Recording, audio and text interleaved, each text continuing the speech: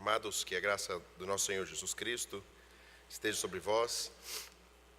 Muito bom retornar de férias, 10 dias. Fui até, na verdade, o pastor falou assim, tire os 10 dias mesmos, viu? Não venha trabalhar, é difícil. Mas nós estamos de volta, usufruímos um pouco das férias. Não fiquei tão moreno como pensei que iria ficar, nem a minha esposa, mas descansamos. E aqui estamos novamente para trazer a mensagem à igreja e sermos por ela edificados. Amados, abram comigo as suas Bíblias, no Evangelho de Mateus, capítulo 16, dos versículos 13 a 20. Este será o texto para a nossa meditação. Evangelho de Mateus, capítulo 16, dos versículos 13 a 20. Acompanhe a leitura. Indo Jesus para os lados de Cesareia de Filipe, perguntou a seus discípulos: quem diz o povo ser o Filho do Homem? E eles responderam: uns dizem João Batista, outros Elias, e outros Jeremias, ou algum dos profetas. Mas vós, continuou ele, quem dizeis que eu sou? Respondendo Simão Pedro disse: tu és o Cristo, o Filho do Deus vivo. Então Jesus lhe afirmou: bem-aventurado és, Simão Barjonas, porque não foi carne e sangue que te revelaram, mas meu Pai que está nos céus. Também eu te digo que tu és Pedro, e sobre esta pedra edificarei a minha igreja, e as portas do inferno não prevalecerão contra ela. Dar-te-ei chaves do reino dos céus. O que ligares na terra terá sido ligado nos céus, e o que desligares na terra terá sido desligado nos céus. Então advertiu os discípulos de que a ninguém dissesse ser ele o Cristo. Ó Pai eterno, estamos aqui como teu povo reunido para estudar a tua palavra. Rogamos ao teu Santo Espírito que venha sobre cada um daqueles que o Senhor chamou de uma forma eficaz para vir à tua casa neste dia. O Senhor toque os nossos corações através da tua palavra. Que esse reto ensino possa nos edificar, nos transformar, para aprendermos a glorificar ao Senhor e servi-lo como devemos servi-lo. É isso que eu te peço e agradeço em nome do Senhor Jesus Cristo. Amém. Esse trecho da palavra do Senhor mostra um período em que Jesus estava, como sempre nós temos visto no Evangelho, Jesus percorria cidades pregando, curando, expulsando demônios, e uma multidão começou a segui-lo. Uma multidão enorme começou a ir aonde Jesus estava. E por onde Jesus ia, esta multidão o seguia. E houve vários momentos em que o próprio Jesus disse aos seus discípulos: vamos nos afastar um pouco, vamos alugar ermos. E não poucas vezes a multidão ia ao encontro de Jesus, a fim de receber dele as bênçãos, de serem curados. Jesus agora dirige-se nesta passagem que nós lemos. Ele está bem ali naquela região do Mar da Galileia, mas ele vai mais ao norte e ao leste, a uma região que era uma região de cidades gentílicas, sendo esta cidade Cesareia de Filipe. Mas ele não vai à cidade de Cesareia, ele vai nas aldeias ali ao redor. Para quem gosta de geografia, é a região mais ou menos onde o Rio Jordão nasce. É uma região bem erma. E nesse instante, nesse momento de solidão junto dos seus discípulos, ele começa a fazer perguntas. E amados, como as perguntas do Senhor Jesus Cristo são preciosas. Como é importante nos atermos às perguntas que o Senhor Jesus Cristo faz. Porque as perguntas revelam o coração do homem. Revelam o que nós precisamos aprender do nosso Deus. E nessa manhã, nós vamos estudar um pouco a respeito do que o Senhor quer dizer a cada um de nós. O que o Senhor tem a mostrar a respeito do seu caráter. E a respeito do que nós temos que professar diante dos homens. Nós vivemos num mundo, numa geração de um cristianismo nominal, em que as pessoas se dizem crentes no Senhor Jesus, mas não conhecem a Cristo. Nós vivemos um cristianismo, como nós estudamos aqui na quinta-feira, raso. Um cristianismo onde os cristãos parecem que vivem do leite espiritual e não amadurecem. Por quê? Será que realmente conhecem a Jesus Cristo? Será que confessam? Será que nós confessamos o nosso Senhor Jesus Cristo com ardor e conhecemos e queremos conhecê-lo? O Senhor Jesus Cristo, quando estava conversando com seus discípulos, trouxe a eles algumas verdades importantes. E hoje, nós vamos entender que essas perguntas vão nos levar a três princípios muito básicos. As perguntas levam a uma confissão verdadeira, a uma certeza avassaladora e a uma promessa confortadora. Em primeiro lugar, dos versículos 13 a 16, se você puder acompanhar na sua Bíblia.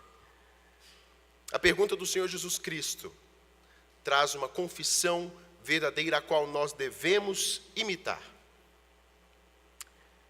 Jesus, logo de cara, quando estava com seus discípulos, ele faz uma pergunta. Ele queria saber o que o povo que estava andando junto de Jesus e seus discípulos pensava a respeito de Cristo.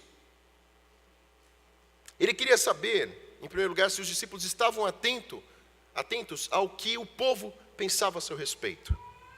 A centralidade da pergunta de Jesus era: quem diz o povo ser o Filho do Homem?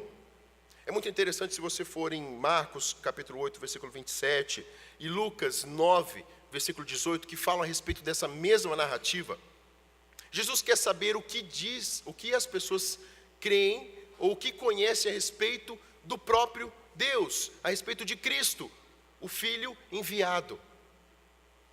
Jesus quer saber se eles conheciam mesmo a Jesus Cristo como sendo o Messias. O sentido da pergunta era revelar qual era a condição do coração daquele povo que seguia Jesus. E a resposta dos discípulos mostra o que o povo pensava a respeito de Jesus. Se você perceber bem a resposta dos discípulos, conforme está na sua Bíblia, nessa passagem que nós acabamos de ler. Eles disseram: olha, uns dizem ser Jesus, João Batista. Outros dizem ser Elias. E outros Jeremias ou profetas. Ou seja, amados, as opiniões dos homens que cercavam a Jesus e os discípulos, em suma, é que eles não conheciam e não criam que o Senhor Jesus Cristo era o Messias a ser enviado. Eles entendiam que Jesus era João Batista, que havia ressuscitado. Até Herodes, na passagem aqui em Mateus, cria que Jesus era João Batista que havia ressuscitado, aquele João Batista que ele cortou a cabeça há poucos dias atrás. Outros criam que ele era o Elias, que estava ali descrito em Malaquias capítulo 4, o Elias que haveria de vir. Outros tantos acreditavam em uma fábula que era daqueles 400 anos antes de Jesus Cristo vir, do ano 400 ao ano em que Jesus nasceu. Criou-se uma fábula, está em 2 Macabeus, que Cristo era o Jeremias, que havia escondido a arca da aliança em uma gruta, e ali estava e voltaria. Eles criam que Jesus era isso, mas não que ele era o Redentor. Amados, nessa primeira parte, nós vemos como aqueles que andam com Jesus, buscando as suas bênçãos, não conhecem ao Senhor. E amados, nós entendemos, lendo o Evangelho, que o povo, eles queriam um rei. Eles queriam um Cristo que os abençoassem e sanassem as suas dificuldades momentâneas. O que há de diferente no dia de hoje? Há muitos que querem seguir a Cristo para que os seus problemas sejam sanados. Mas o que Jesus quer daqueles que o seguem? E ele começa a falar agora com os seus discípulos e faz uma outra pergunta. O que vocês dizem que eu sou? Quem vocês dizem que eu sou? Ele volta o seu olhar para aqueles que o seguiam.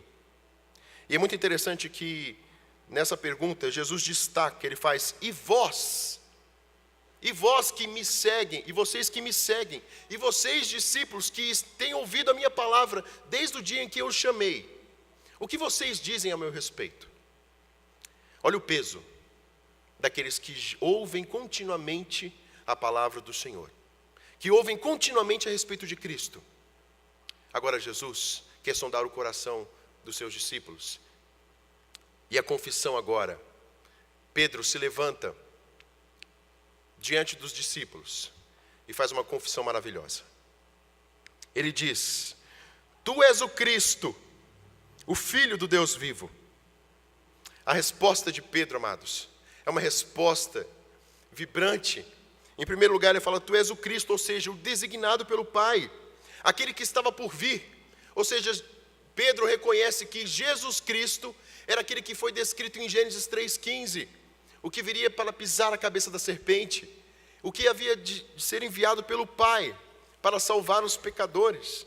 E ainda mais, Pedro diz: olha, tu és o Filho do Deus vivo, ou seja, tu és Deus, tu és o Deus a qual nós esperávamos, o Filho de Deus, o único ao qual o Pai confiou tudo, aquele a qual ninguém pode conhecer, que ninguém pode conhecer o Pai senão pelo Filho. Essa confissão, amados, era um sinal de que os discípulos, exceto o filho da perdição, criam em Cristo Jesus como Senhor das suas vidas. E eles não se envergonhavam de seguir esse Senhor. Amados, é uma confissão que nós precisamos aprender, que nós precisamos imitar. Nós conhecemos verdadeiramente o nosso Senhor Jesus Cristo. Ele é o Filho de Deus, enviado pelo Pai, a qual nós cremos verdadeiramente, nós precisamos imitar essa confissão. É isso que nós precisamos falar aos homens que não conhecem a respeito do Senhor Jesus Cristo. Nós vamos começar aqui, agora eu faço um pequeno merchan. Nós vamos começar agora, nesse dia, uma sala chamada Discipulando, que é uma sala em que os irmãos têm oportunidade de conhecer mais da palavra, mas também discipular aos seus irmãos, ou seja, falar a respeito de Cristo. Nós precisamos confessar o nome do Senhor. Nós precisamos confessar ao mundo que nós somos crentes. Nós precisamos falar a respeito de Cristo e ter essa certeza no nosso coração. E o Senhor nos impulsiona hoje. E o Senhor nos chama hoje a professar o nome dEle. Porque em Mateus capítulo 10, o Senhor Jesus Cristo claramente diz: olha, aquele que confessar o meu nome diante dos homens, eu confessarei diante do meu Pai. Mas ai daquele que não me confessar diante dos homens. Uma segunda verdade que nós vemos aqui, a respeito dessas perguntas, é de uma certeza avassaladora, a qual nós crentes devemos nos firmar nesta manhã. Após a confissão de Pedro, nós entendemos aqui que uma grande virada na história começa. Jesus, agora vai tomar o lugar da sinagoga. A partir daquele instante, a sinagoga, o templo, não vai ser mais a prioridade, mas o Senhor Jesus. A resposta de Cristo vem. Então Jesus lhe afirmou: bem-aventurado és, Simão Barjonas, porque não foi carne e sangue que te revelaram, mas meu Pai que estás nos céus. A certeza que nós temos que ter aqui, amados, é que é Deus quem concede ao homem a fé. É Deus quem promove no homem essa certeza de que Jesus Cristo é o meu Senhor. Não foram pessoas que ensinaram a Pedro.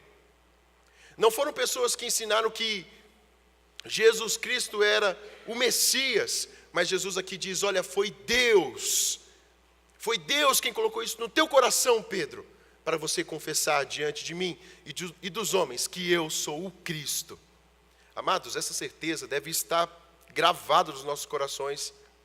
Porque se o fato de estarmos aqui e professarmos a Jesus Cristo, é porque um dia o próprio Deus tocou no nosso coração, nos dando a certeza de que mesmo que nós jamais tenhamos visto, e cremos pela fé que um dia Jesus Cristo veio, que Ele criou todas as coisas que estão ao nosso redor, e que Ele virá, é o próprio Deus que produz isso no nosso coração. Isso é uma certeza, amados, que nós devemos sair aqui nessa manhã, convictos de que existe sim um Deus, que conhece muito bem a mim e a você, e promove no nosso coração a certeza de que é Ele quem nos sustenta. Mas outra certeza avassaladora que nesse texto nós encontramos é que Cristo é o Senhor da igreja. Ele disse a Pedro, acompanhe comigo: também eu te digo, tu és Pedro, e sobre esta pedra edificarei a minha igreja. Jesus faz um paralelo aqui entre o nome de Pedro, que é Petra, e faz um trocadilho com o nome dele, que era Petros em grego. Os católicos romanos interpretam essa passagem de que Pedro gozava de uma primazia entre os apóstolos, de que ele era a pedra da igreja. Mas como um homem falível e inseguro poderia ser a pedra fundamental? Não. Aqui Jesus Cristo estava dizendo que ele era a pedra angular. Efésios 2, capítulo 2, versículo 20, nós vamos entender que a igreja do Senhor, ela é edificada como se fosse um prédio, sobre o fundamento, ou a rocha, dos apóstolos e dos profetas, aonde Cristo é a pedra angular. Olha que preciosidade é essa certeza avassaladora que firma o nosso coração. O que o Senhor Jesus Cristo estava querendo dizer a Pedro é que: Pedro, você e os discípulos receberão agora do próprio Espírito Santo poder para edificar a igreja. Eu sou o fundamento da igreja. E nós vemos, amados, que a igreja é do Senhor. A igreja é a comunidade do Senhor. Por isso que Paulo diz: olha, não deixe de congregar, porque nós servimos ao Senhor Jesus Cristo, Senhor da igreja. E que se Ele é o Senhor da igreja, apesar dos problemas do povo reunido, que somos pecadores, Ele continua sendo o Senhor da igreja. Então eu venho à igreja para servi-lo, e é Ele quem sustenta a sua igreja.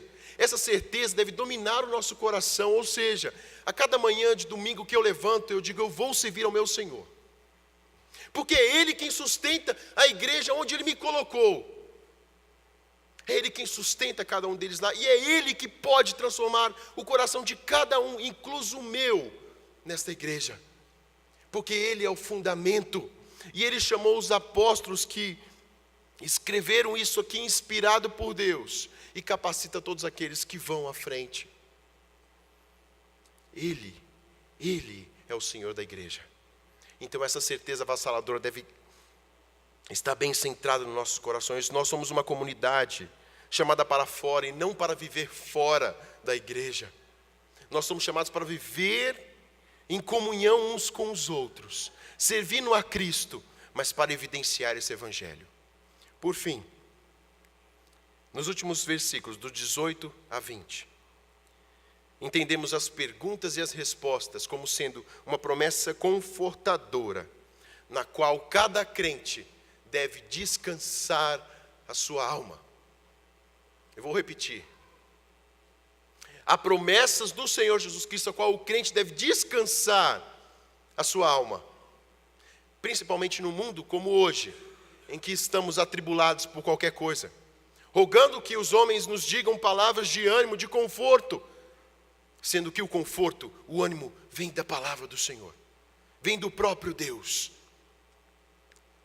A primeira promessa que nós vemos aqui, confortadora, que Jesus disse: olha, as portas do inferno não prevalecerão contra ela.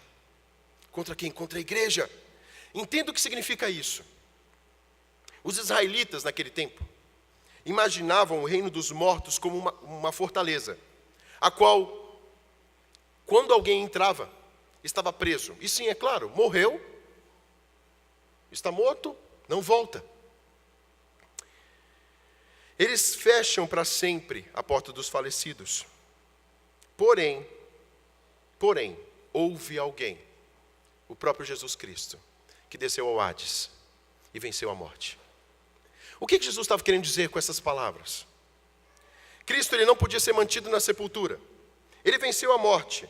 Em outras palavras, Jesus quer dizer: eu dirijo a minha igreja. Eu venci a morte pelo meu povo, pelo meu rebanho. Nem a morte vai prevalecer sobre ela. Mas o que significa, Tiago? As portas do inferno não prevalecerão sobre ela. Quer dizer, amados, que ainda que os cristãos venham enfrentar um mundo onde Satanás, com todos os seus aliados, invistam contra a igreja do Senhor, e invistam pesadamente, E nós sabemos que Ele investe pesadamente em outros lugares, neste mundo, em que igrejas são destruídas e pessoas são mortas pelo nome do Senhor. Ainda assim, a morte não vai prevalecer sobre o cristão.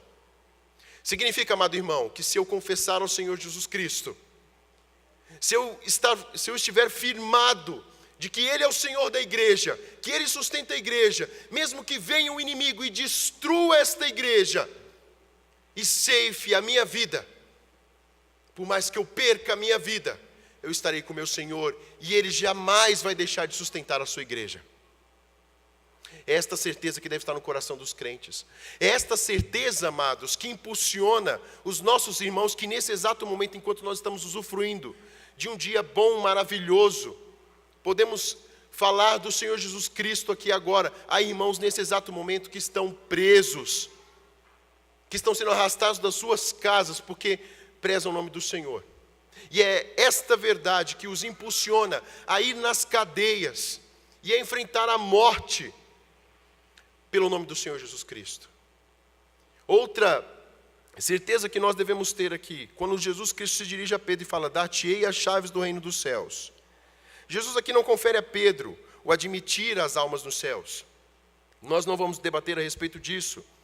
Pedro aqui, Jesus Cristo está dizendo que ele teria o privilégio de abrir o reino dos céus aos gentios e aos judeus. Se nós formos nas passagens em Atos, vamos entender que Pedro teve o privilégio de pregar o evangelho ali em Pentecostes. E os judeus creram em Jesus Cristo. E Pedro foi o primeiro também a pregar aos gentios na casa de Cornélio. Mas olha essa certeza maravilhosa, de que o Senhor vai abrir as portas para todo aquele que vier pregar sobre o evangelho do Senhor Jesus Cristo. É o Senhor que abre as portas dos corações dos homens. Que promessa maravilhosa é esta que o cristão deve se firmar? Ele disse a Pedro: olha Pedro, eu vou te dar as chaves. Ou seja, eu, o Senhor Jesus Cristo, que abrirei o coração dos homens.